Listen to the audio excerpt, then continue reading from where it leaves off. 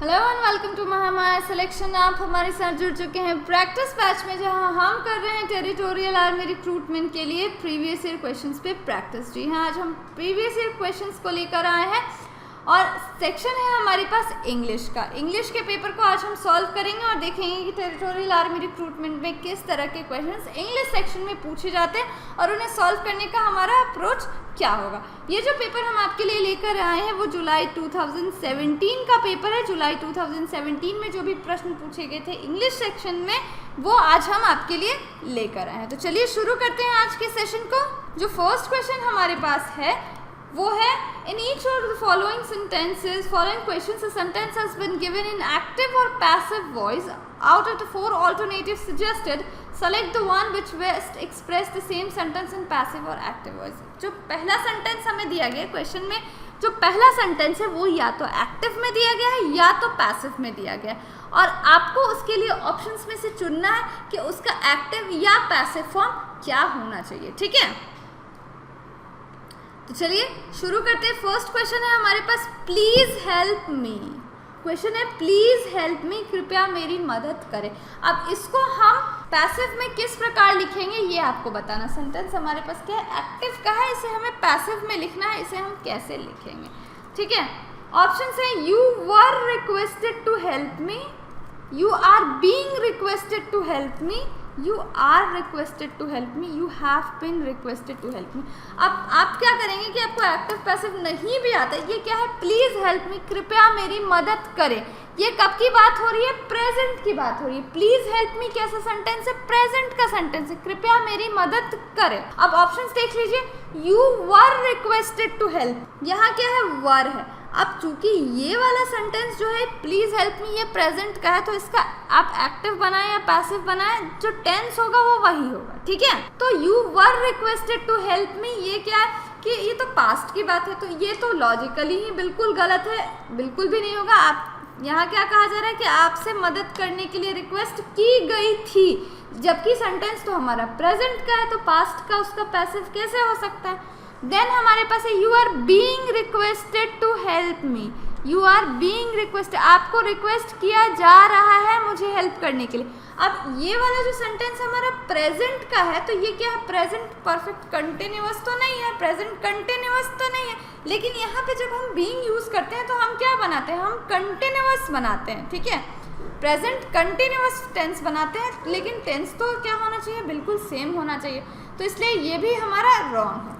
Option C को देखिए, you are requested to help me, आपसे रिक्वेस्ट की जा रही है कि आप मेरी हेल्प करें, प्लीज मेरी मदद करें। और दूसरा सेंटेंस क्या होगा, आपसे रिक्वेस्ट की जा रही है कि आप मेरी हेल्प करें। ठीक है, दोनों का पास, दोनों का जो टेंस है वो क्या है, बिल्कुल सेम है। सो ऑप्शन जो है ऑप्शन सी ये हमारा बिल्कुल सही आंसर होना चाहिए। ऑप्शन सी हमारा करेक्ट आंसर होना चाहिए, लेकिन उससे पहले ऑप्शन डी को भी चेक कर लेते हैं। ऑप्शन डी है, you have been requested to help me, आपसे रिक्वेस्ट करने के मतलब गुजारिश की जा रही है, ये भी इसका भी टेंस जो है वो बिल्कुल अलग है, इसलिए हम क्या चेक करेंगे, हम टेंस चेक करेंगे। अगर आपको step by step active to passive, passive to active नहीं भी सीखा है तो भी आप ये ट्रिक यूज कर सकते हैं कि जो टेंस है वो सेम होना चाहिए। ठीक है, लेकिन यहाँ क्या है, 3 ऑप्शंस में टेंस जो है वो बिल्कुल अलग है। जिस ऑप्शन में टेंस सिमिलर है वो हमारा आंसर होगा। You are requested to help me, option C would be the right answer. चलिए आगे बढ़ते हैं। नेक्स्ट है हमारे पास, one should keep one's promise. मतलब सेंटेंस के कहने का मतलब है कि हमें अपनी क्या याद रखनी, अपनी प्रॉमिस, अपने वादे को याद रखना चाहिए, मतलब उससे मुकरना नहीं चाहिए। चलिए अब देखते हैं कि ऑप्शंस क्या क्या है। Once promise should be kept by us, once promise should be kept by us, once promise has to be kept, a promise should be keeping, a promise should be kept. ठीक है, यहाँ कहने का मतलब है कि जो वादा किया है वो निभाना चाहिए, वादा जो किया है वो निभाना चाहिए। और यहाँ क्या, once promise should be kept by us. ठीक है, अब ये जो अस आ जा रहा है ना, इस सेंटेंस को रॉन्ग कर दे रहा है। ये ऊपर वाले सेंटेंस में क्या कोई सब्जेक्ट है? सब्जेक्ट क्या है, वन, किसी भी व्यक्ति के बारे में बात करें। अस हमारे बारे में तो बात नहीं कर रहे ना, तो इसलिए ये अस कहाँ से आया, तो ये सेंटेंस को रॉन्ग कर दे रहा है। ऑप्शन बी है, once promise has to be kept, again tense same नहीं है, तो इसलिए ये क्या हो जाएगा, रॉन्ग हो जाएगा। और यहाँ पे क्या है, promise should be keeping, again tense same नहीं है, यहाँ पे क्या है, a promise should be kept, यहाँ पे क्या है, हर एक को अपना प्रॉमिस रखना चाहिए, और यहाँ क्या है, प्रॉमिस रखा जाना चाहिए, यानी वादा रखा जाना चाहिए, और यहाँ पे अपना वादा रखा जाना चाहिए। दोनों ही सेंटेंस क्या है, बिल्कुल सिमिलर मीनिंग है, तो ये क्या हो जाएगा हमारा बिल्कुल correct answer, option D correct answer. चलिए आगे बढ़ते हैं अगले क्वेश्चन पे।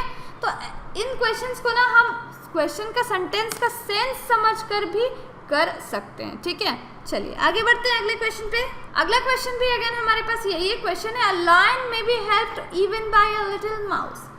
अ lion may be helped even by a little mouse, एक शेर की मदद तो एक चूहा भी, छोटा चूहा भी कर सकता है, ठीक है। सेंटेंस हमारे पास क्या है, ये हमारा जो दिया गया सेंटेंस है ना, ये पैसिव में है, ये पैसिव में है, और इसके लिए हमें एक्टिव सेंटेंस बनाना है। बाकी जो दो सेंटेंसेस ऊपर वाली थी वो हमें एक्टिव में दिया था, हमें पैसिव बनाना था, और ये जो सेंटेंस है हमें पैसिव में दी गई है, एक्टिव बनाना है। चलिए ऑप्शंस देखते हैं। A little mouse may even help a lion. A little mouse may even help a lion. यहाँ पे ना सेंटेंस का सेंस ही चेंज हो, इस इवन के गलत प्लेसमेंट की वजह से सेंटेंस का सेंस चेंज हो रहा है। यहाँ पे कहने का मतलब एक छोटा चूहा तो यहाँ तक कि शेर की भी मदद कर सकता है। इस इवन के प्लेसमेंट की वजह से हमारा जो ऑप्शन ए है ये रॉन्ग हो जाता है। ऑप्शन बी को चेक करते हैं। Even a little mouse may help a lion. Even a little mouse, इस वाले सेंटेंस में इवन जो है ना वो लिटिल माउस के लिए आया है, लेकिन यहाँ वाले में ये जो इवन है ये किसके लिए आया है, लॉयन के लिए आया है। तो दोनों ही सेंटेंस में बिल्कुल बातें अलग अलग हो गई, इसलिए ऑप्शन ए रॉन्ग। यहाँ even a little mouse may help a lion, यहाँ पे क्या इवन जो है अगेन माउस के लिए ही आया है। यहाँ तक कि एक छोटा चूहा भी एक शेर की मदद कर सकता है। दोनों सेंटेंसेस में बात बिल्कुल सेम कही जा रही है, इसलिए ऑप्शन बी जो होगा वो हमारा क्या होगा, करेक्ट आंसर होगा। ऑप्शन सी और ऑप्शन डी को भी चेक कर लेते हैं कि वो क्यों रॉन्ग है। A little mouse can even help a lion, again due to the placement of even at wrong position. ये सेंटेंस, ये जो इवन है ना ये लिटिल माउस के लिए आया है, ना कि लॉयन के लिए। तो लॉयन के पहले अगर आप इसको प्लेस करेंगे तो सेंटेंस रॉन्ग हो जाएगा। Even a little mouse out to help lion, अब यहाँ इवन की प्लेसमेंट तो बिल्कुल सही है, लेकिन ये आउट टू कहाँ से आ गया, आउट टू, यहाँ सेंटेंस में की बात हो रही कि कर सकता है, यहाँ आउट टू क्या कर रहा है, इसे रॉन्ग कर रहा है, ठीक है। चलिए आगे बढ़ते हैं नेक्स्ट क्वेश्चन पे। नेक्स्ट क्वेश्चन है, people claim to have seen the suspect in several cities. People claim to have seen suspect in several cities. लोग ये दावा करते हैं कि उन्होंने क्या देखा है, उन्होंने सस्पेक्ट यानी कि आरोपी को देखा है। ऑप्शंस को चेक करते हैं। ऑप्शन से द फर्स्ट ऑप्शन हमारे पास जो है वो है the suspect is being seen in several cities. Sentence के कहने का क्या मतलब, यहाँ पे क्या हैव सीन, देखा है, पास्ट की बात हो रही है। The suspect is being seen, suspect को यानी आरोपी को देखा जा रहा है शहरों में, तो ये क्या है हमारा, ये देखा जा रहा है, टेंस सेम नहीं है, again wrong. The suspect has been seen by the people in several cities. The suspect has been seen by the people in several cities. यहाँ पे जो हमारा वर्ब है ना, इस सेंटेंस में हमारा वर्ब ही गायब है, अगेन वर्ब ही गायब है। क्लेम यहाँ क्या है, दावा करना, तो ये क्लेम वर्ब है जो कि यहाँ गायब है, इसलिए ये भी हमारा रॉन्ग। थर्ड ऑप्शन है the suspect is claimed to have been seen in several cities. Suspect के बारे में यानी आरोपी के बारे में ऐसा दावा किया जा रहा है कि उसे कई शहरों में देखा गया। तो यहाँ पे हमारा क्या है, यहाँ पे हमारा वर्ब बिल्कुल यहाँ पे भी है, सो क्लेम्ड क्या है, बिल्कुल सही, यानी कि ऑप्शन सी बिल्कुल करेक्ट आंसर होगा। ऑप्शन डी को चेक कर लेते हैं। The suspect was scene, again was scene जो है टेंस को अलग कर दे रहा है, इसलिए रॉन्ग। चलिए आगे बढ़ते हैं नेक्स्ट क्वेश्चन पे। नेक्स्ट क्वेश्चन जो हमारे पास है वो है, in each of the following questions out of the given words one word is misspelled, find the misspelled word if all words are spelled correctly, answer is all correct. Okay, so यहाँ पे हमारे पास क्या है, चार options दिए गए हैं, चार में से कोई एक जो है वो स्पेलिंग मिस्टेक है, उसमें स्पेलिंग एरर है, उसकी स्पेलिंग गलत है और वो हमें पहचानना है। चलिए फर्स्ट को चेक करते हैं, सेमेस्टर, सेंसेंट, सेंसरी या सेलिशियस, ठीक है। तो यहाँ पे जो हमारा रॉन्ग है वो है ऑप्शन बी, सेंसेंट, SENSCENT, यहाँ सी मिसिंग है जिसकी वजह से ये रॉन्ग है। सो सेंसेंट ये करेक्ट स्पेलिंग होगी, सेंसेंट भी रॉन्ग है। बाकी सेंसरी और सिलेशियस और सेमेस्टर की स्पेलिंग्स बिल्कुल सही है। नेक्स्ट क्वेश्चन को चेक करते हैं। नेक्स्ट क्वेश्चन है stupor, invader, personal and proposal. So यहाँ पे भी जो हमारा ऑप्शन बी है ना, इन्वेडर, इसकी स्पेलिंग गलत है। यहाँ पे ओ की जगह ई होगा, इन्वेडर, DER, ना कि DOR। तो ऑप्शन बी यहाँ भी करेक्ट हो गया। आगे चेक करते हैं नेक्स्ट क्वेश्चन को। Confidence, successful, adumbrate and all correct. ठीक है, तो यहाँ पे जो हमारे पास है आंसर, उसमें हमारा क्या रॉन्ग है? तो यहाँ पे हमारा जो कॉन्फिडेंस, कॉन्फिडेंस की स्पेलिंग बिल्कुल सही, सक्सेसफुल की स्पेलिंग बिल्कुल सही, एडम्बरेट की स्पेलिंग भी बिल्कुल सही। तो इसलिए हमारा आंसर क्या हो जाएगा? हमारा आंसर हो जाएगा option D, all correct would be the right answer. चलिए आगे बढ़ते हैं नेक्स्ट क्वेश्चन पे। नेक्स्ट क्वेश्चन जो हमारे पास है वो है choose the word which best expresses nearly the same meaning, यानी कि मतलब हमें बताना है। जैसे यहाँ पे एरुडाइट है, तो स्ट्रॉन्ग, प्रीसियस, लर्न्ड या कोर्शियस, इनमें से इसका मीनिंग क्या होगा? ठीक है, तो यहाँ पे हमारे पास क्या है? एरुडाइट, ERUDITE, और ऑप्शंस क्या है? स्ट्रॉन्ग, प्रीशियस, लर्न्ड या फिर कोर्शियस। स्ट्रॉन्ग यानी कि मजबूत, प्रीशियस यानी कि कीमती, लर्न्ड यानी कि वो व्यक्ति जिसने कुछ सीखा हुआ हो, ठीक है, और कोर्शियस यानी कि जिसके पास मैनर्स हो, जिसके पास कर्टसी हो। ठीक है, तो एरुडाइट का मतलब होता है कोई ऐसा व्यक्ति जो किसी चीज में निपुण हो, जिसने कुछ सीखा हुआ हो। तो इसका जो करेक्ट आंसर हो जाएगा वो क्या होगा? Option C, learned would be the correct answer. ठीक है, अब हमारे पास है इंसिपिड, इंसिपिड, और इसके लिए ऑप्शंस क्या है? Lucid, flat, wily and witty. ठीक है, ल्यूसिड, ल्यूसिड का मतलब होता है स्पष्ट, बिल्कुल साफ साफ। फ्लैट यानी कि समतल या फिर जो एक समान हो। विली, विली का मतलब होता है चतुर, और विटी का मतलब होता है विनोदपूर्ण।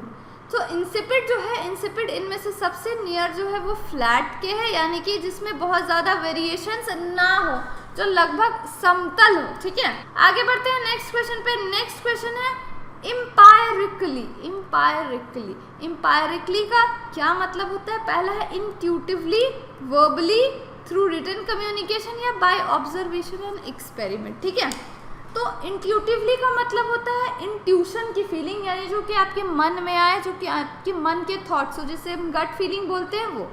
वर्बली यानी कि बोलकर, थ्रू रिटन कम्युनिकेशन यानी कि लिखकर, या फिर ऑप्शन डी है इम्पायरिकली के लिए बाय ऑब्जर्वेशन एंड एक्सपेरिमेंट, यानी कि इम्पायरिकली कहने का मतलब होता है कि हम किसी चीज़ को देखकर, एक्सपेरिमेंट करके या ऑब्जर्व करके कुछ पता लगाते हैं, तो वो इम्पायरिकल डिटर्मिनेशन होता है। ठीक है, तो जिसका करेक्ट आंसर होगा वो होगा option 4, by observation and experiment. Option D would be the correct answer. चलिए आगे बढ़ते हैं नेक्स्ट क्वेश्चन पे।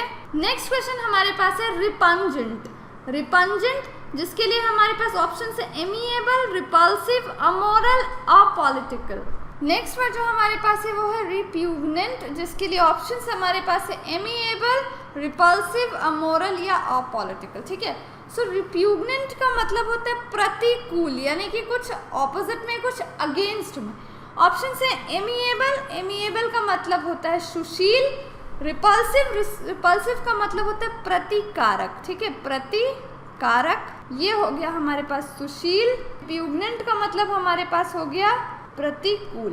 ठीक है, अमोरल है हमारे पास, अमोरल का मतलब हो जाएगा नीतिहीन या अनैतिक। ठीक है, और अपॉलिटिकल का मतलब हो जाएगा अराजनैतिक। सो इनमें से जो रिप्यूगनेंट है वो किसके सबसे करीब है? वो है प्रतिकारक, यानी कि रिपल्सिव के सबसे करीब, इसलिए repulsive option B correct answer हो। So this is all for this video. Hope कि आपको ये वीडियो अच्छी लगी हो और आपने इस पर प्रैक्टिस भी की हो। ऐसे ही प्रैक्टिस करते रहिए, क्योंकि इस वक्त जो सबसे इम्पॉर्टेंट चीज़ है वो है प्रैक्टिस, क्योंकि एग्जाम्स को अभी 1 महीने से भी कम समय है। अगर आपको ये वीडियो अच्छी लगी हो तो इसे लाइक करिए, अपने फ्रेंड्स के साथ शेयर करिए और महामाया सिलेक्शन को सब्सक्राइब ज़रूर करें। Thank you for watching and see you in the next video. Till then keep working hard.